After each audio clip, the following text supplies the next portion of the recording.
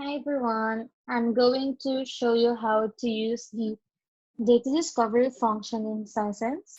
So if you're not familiar with SQL and you wanted to look around our data, you can opt to use this function. So we only need to drag and drop here. No coding is needed. So as an example, we'd like to get the total number of instances per month, just like what this chart is showing. So this is how we would do it by using the discovery function. So first, we need to choose which dataset we are using. In this case, we're using the usage being marked.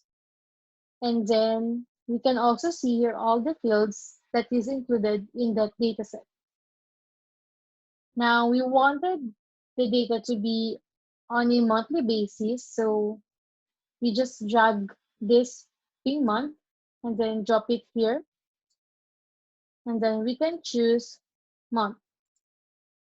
And as we're counting the total instances, we actually need to count the distinct number of UIDs. So we need to drag UID from here and then drop to y-axis. And then we can choose count distinct.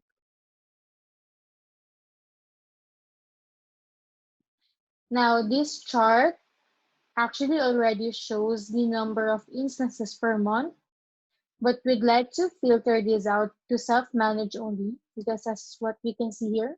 We only need self-manage. So to do that, we have the filters field here. We drag the ping source and then filter it only to self-managed.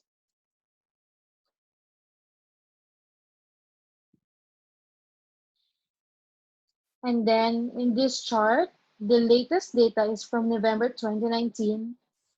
We can filter it here by using the date ID and then greater than or equal to 2019 November.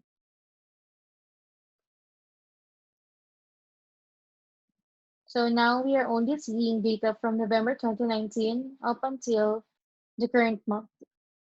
And then another filter we'd like to add here is the last in month. This should be true.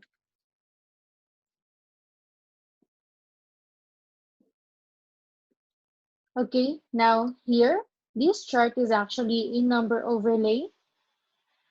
With the discover function, we can choose which chart we wanted to use here. So in this case, number overlay. And then here, we can choose which chart we want to see with the number of UID. So we can use bar. And then in the chat format, we can choose not to round numbers. So now we're actually seeing the same number here and here. The only difference is that here we are using the SQL code, while here we are using discovery function. Now, if you wanted to see how to do this by using SQL, you can click on this one and you will see here how to create the chart using SQL.